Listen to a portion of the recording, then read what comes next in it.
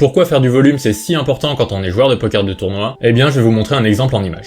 Dans cette main, on est en demi-finale d'un tournoi Mystery KO avec une paire de valets en main en bataille de blindes. On joue contre un joueur qui a lui aussi beaucoup de jetons et ça va partir à tapis. Malheureusement, il avait paire d'as en main et on va pas réussir à faire de miracle. Et dans la main qui vient juste après, on est tombé à un peu moins de 8 blindes. On va à nouveau partir à tapis avec As-9 off depuis la petite blinde et on va être payé par Dame-9 suité. Et malheureusement, notre adversaire va nous mettre le 30%. Et en seulement 2 mains, on va passer de chip leader du tournoi à éliminer en 9ème place. Ici, il restait encore de grosses primes à prendre dans le tournoi, donc j'ai vraiment aucun regret sur la manière dont j'ai joué. Mais je trouve que c'est un très bon exemple qui montre toute l'importance du volume. Puisque dans le cas des 2 mains, clairement c'est une situation de malchance. La première main c'est un setup et on peut pas vraiment jouer autrement. La deuxième main, on a juste pas de chance sur les cartes qui tombent au milieu. Mais tout ça c'est des choses qui s'équilibrent avec le temps, et plus vous allez jouer de parties, plus l'impact de ce hasard va être limité sur vos performances. Et autant sur une phase de début de tournoi, c'est des choses qui s'équilibrent assez vite parce que vous allez jouer beaucoup de coups à tapis dans les débuts de tournoi, autant le fait de se retrouver en demi-finale de tournoi et avec un très gros stack qui plus est, c'est quelque chose qui va vous arriver beaucoup plus rarement. Donc si on a un volume de jeu qui est insuffisant, eh bien nos performances vont être très impactées par la variance sur ces situations de demi-finale ou de table finale des tournois, puisque ce sont les situations qui valent le plus d'argent et ce sont les situations qui se produisent le plus rarement.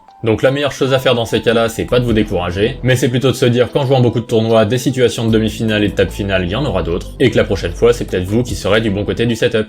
Abonne-toi!